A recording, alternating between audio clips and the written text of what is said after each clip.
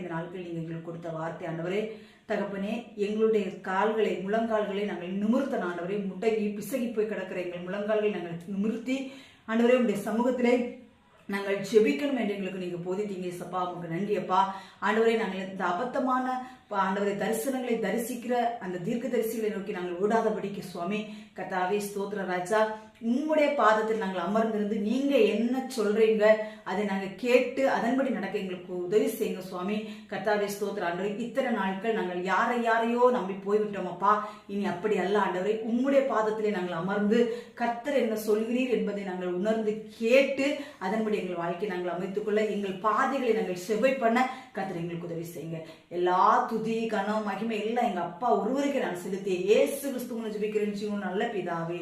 ஆமேன் ஆமேன். கர்த்தர் தாமே உங்கள் அனைவரையும் ஆசீர்வதிப்பாராக. ஆமேன்.